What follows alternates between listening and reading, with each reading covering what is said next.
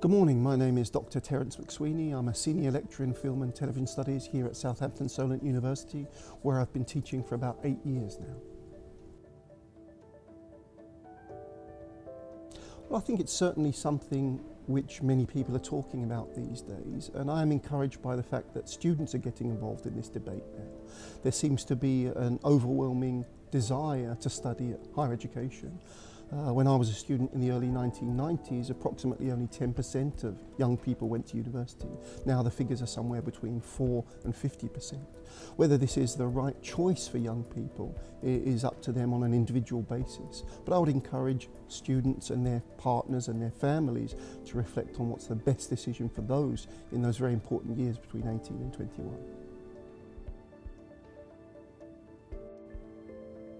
Well, I think there can be no doubt that there are tremendous financial pressures on students these days. Recent studies have shown that between £40,000 and £50,000 is the average cost of student debt. But I'm very pleased we live in a society where when people are unsatisfied with their work, they are able to strike and not face punishment because of it. Whether you're a tube driver or a doctor or a nurse, if you're dissatisfied with your working conditions, you should be able to strike. Yeah, I mean, we're paying £805 is what we're looking to lose if we have strikes. But part of the issue is we don't even know whether or not our lecturers will be striking. They haven't told us who will be striking and what the repercussions will be yet, because the universities themselves don't know. Especially for my course being practical based, we get an accreditation on doing practicals, which I will miss 3 during this time if those lecturers are striking, which then could throw my entire degree.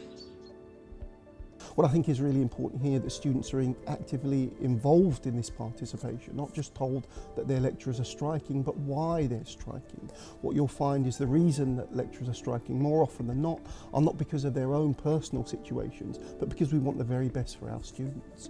So if you're asking me whether students should be financially compensated, I'm not entirely sure whether that should be. When doctors or tube drivers are striking, we don't tend to be compensated for that. But I think it's important that students participate in this process as well. And perhaps they may even will support their lecturers and strike with them.